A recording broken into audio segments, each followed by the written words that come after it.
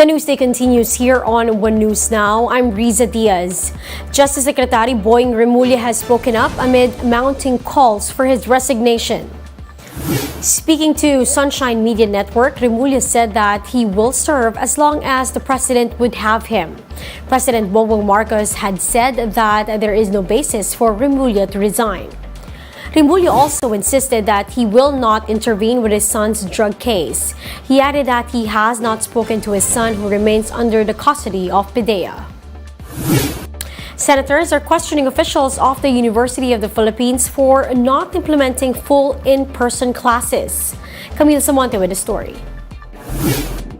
Senator Pia Cayetano on Tuesday hit the University of the Philippines for not fully implementing the resumption of in-person classes. During the budget hearing of the Commission on Higher Education in State Universities and Colleges, Cayetano said this raises eyebrows since UP has the highest budget allocation among state youths. UP has a proposed budget of 21.8 billion for 2023. I feel bad that wala namang effort na na-exert to show that face-to-face, which is understood to be best, that UP will pioneer and innovate and find ways to bring the students to face-to-face. CHED Chairman Popoy de Vera said they have released a memo mandating that 75% of a course syllabus should be taught in person. The position of the Commission is flexible learning. Combination of face-to-face and online, combination of face-to-face and offline. The reason why we're doing that is because there are schools even before COVID that have developed capacity to deliver learning. UP President Danilo Concepcion said they are still implementing blended learning in light of the ongoing COVID pandemic. He added that a majority of UP students and professors want to stick to online classes. Paano yung mga estudyanteng ayaw mag-face-to-face? May mga teachers na ayaw magturo hanggat ng face-to-face, hanggat hindi natatapos ang pandemya.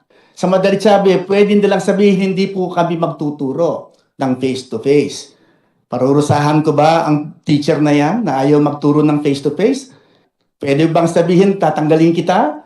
But Cayetano argued that there are private universities and colleges that are already implementing full face-to-face classes. In UP's case, classes are still purely online. Ang aking point lang naman, National University with the biggest budget, help me defend your budget, because unless you disagree that face-to-face is the most effective, then I have to say, I express my disappointment. Cayetano clarified that she is in favor of distance learning. However, she noted that most activities are now being held in person. In response, Concepcion committed to implementing full in-person classes in UP next semester. For News 5, Camille Samonte, we are One News. Napocor warns of possible blackouts in as many as 800,000 homes after their proposed 2023 budget was cut. The agency is asking for a 44 billion peso budget for next year, but the budget department approved only 32 billion pesos for the state-run electric company. Napocor said that the budget cut would force or could force some 278 plants nationwide to shut down. It could also cause delays in the payment for new power providers and qualified third-party companies, resulting in blackouts across the country. Now we'll be back with more stories after the break. Keep it here on One News.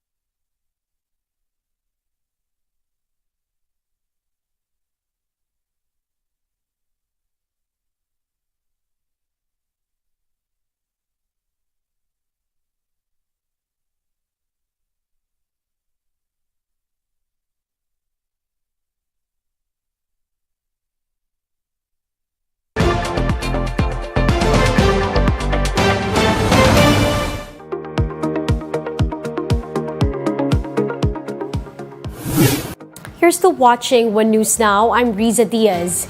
Netflix will be releasing a new, cheaper subscription tier with a catch. The streaming giant is now turning to ads in hopes of recouping losses from a decline in subscribers. More in this Bloomberg Quick Take. Is Netflix better with or without ads? Well, that depends who you are. One of Netflix's great attractions compared to conventional linear television is that you don't get interrupted by a series of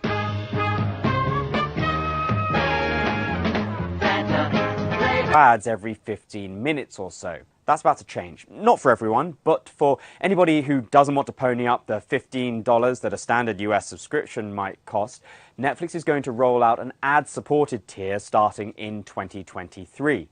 It'll be cheaper, but you will have to stomach a few commercials every now and then.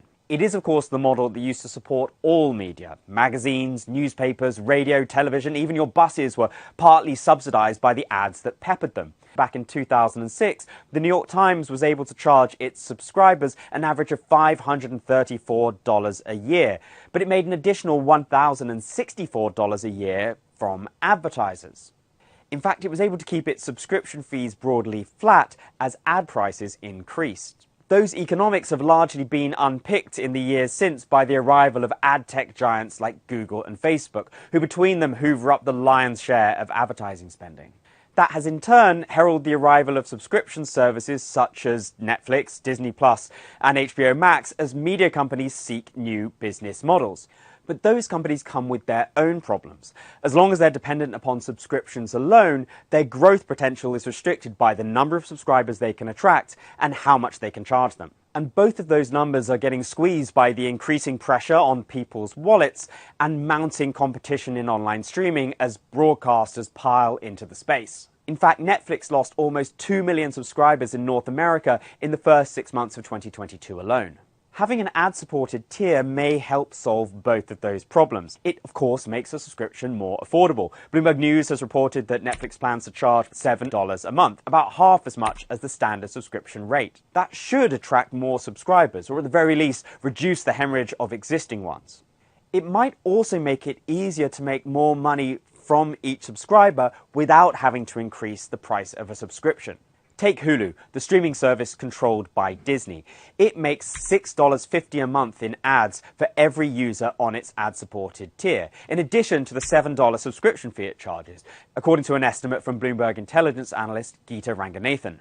If Netflix charges $7 a month and can make a similar amount in ads, it'll already be making considerably more than it does from its current entry-level subscription, which is $9.99. What's more, if it can increase the amount that it charges advertisers over time, investors will get excited about its growth prospects. This all heralds a massive change for online streaming and has the advertising industry brimming with excitement. They long considered streaming services' aversion to ads a colossal missed opportunity to flog people more stuff. Yes, there were offerings such as Fox's Tubi and Amazon's Freevee that were 100% ad-funded, but other services have joined the party in recent years. Netflix and Disney Plus were the biggest holdouts, but have both now come on board. Many of the top streaming services now have more subscribers on the ad-supported tier than on the pricier ad-free one. Why? Well, the secret might be that new media is discovering something that old media knew long ago. Ads are lucrative. If you've got a committed audience, you might even be able to charge advertisers more over time. You might not like ads, but Netflix might find that they're actually better for its business. The Catholic Bishops' Conference of the Philippines, or CBCP, is urging Filipino Catholics to return to physical masses. The CBCP said that at this point, the public can now resume their Catholic obligations without compromising compliance to health protocols. The church group also called on priests to highlight the importance of attending Sunday Mass in their homilies. Now, those are the top stories of the hour. Join us later at 10:15 in the morning as we continue to monitor the day's biggest stories. You can also catch One News on Signal Play app. Register for a free account now at www.signalplay.com and stream One News live anytime, anywhere. I'm Riza Diaz. We are One News.